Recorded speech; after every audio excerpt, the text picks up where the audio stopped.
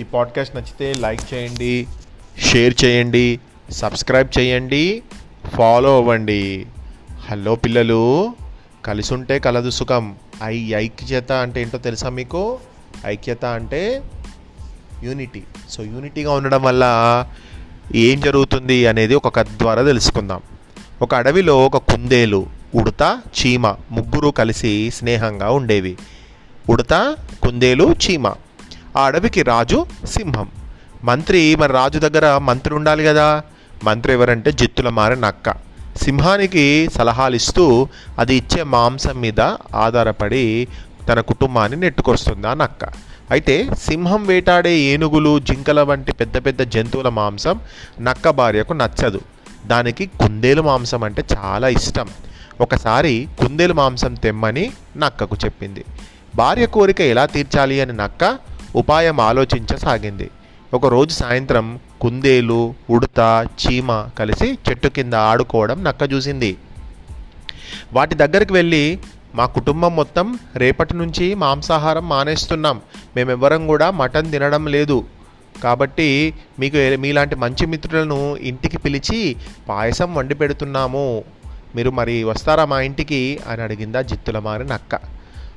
సరే, ఇది ఏంటిది, నక్క వాళ్ళు మాంసం తినడం మానేసిందట కదా, అయితే మనని ఏం చెయ్యరు, వాళ్ళ ఇంటికి వెళ్ళొచ్చు అని ఆ ముగ్గురు అనుకున్నారు. అందుకు సరేనని వాళ్ళు అంగీకరించారు. భార్యకు ఆ విషయం చెప్పింది నక్క. ఆహా, మన ఉపాయము ఇక ఇప్పుడు అసలుకే జిత్తులమారి నక్క కదా, మన ఉపాయము చాలా బాగా పండింది. ఇప్పుడు ఖచ్చితంగా జంతువులు వస్తాయి, వాటిని తినేయచ్చు. అందులో కుందేలు వావ్ అని ఇంకా హ్యాపీగా ఫీల్ అవుతుంది నక్క భార్య. అవి ఇంటికి రాగానే చంపేసి తినేద్దాం అని నక్క భార్యతో చెప్పడం ఉడత వింది. వెంటనే కుందేలు వద్దకు పోయి ఆ సంగతి చెప్పింది. దాంతో ముగ్గురు కలిసి నక్కకు బుద్ధి చెప్పాలని అనుకున్న వెంటనే ముగ్గురు తమ స్నేహితులను కూడా వెంటబెట్టుకొని నక్క ఇంటికి వెళ్ళాయి. చీమలు నక్క జంటను బాగా కుట్టాయి. మిగిలినవి అన్నీ కలిసి వాటిని కట్టేసి చీకటి గుహలో పడేసి వచ్చి హాయిగా పాయసం అరగించాయి. చీకటి గుహలో నక్కలు ఊపిరాడక చచ్చిపోయాయి. చూసారా పిల్లలు, ఇక్కడ అన్ని జంతువులు కూడా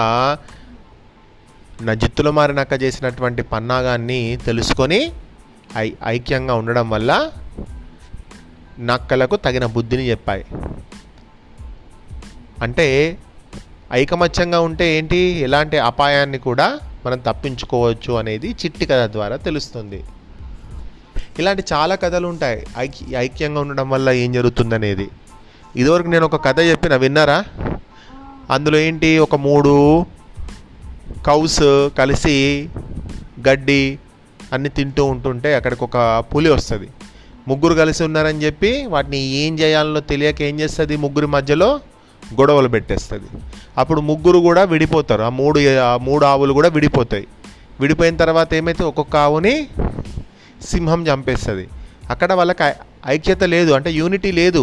కానీ ఇక్కడ ఈ 3 జంతువులు కూడా కలిసి వాళ్ళకు వచ్చేటువంటి ప్రాబ్లమ్ని, డేంజర్ని ఓవర్కమ్ చేసి నక్కకు తగిన బుద్ధి చెప్పినాయి. అంటే ఐక్యంగా ఉండాలి.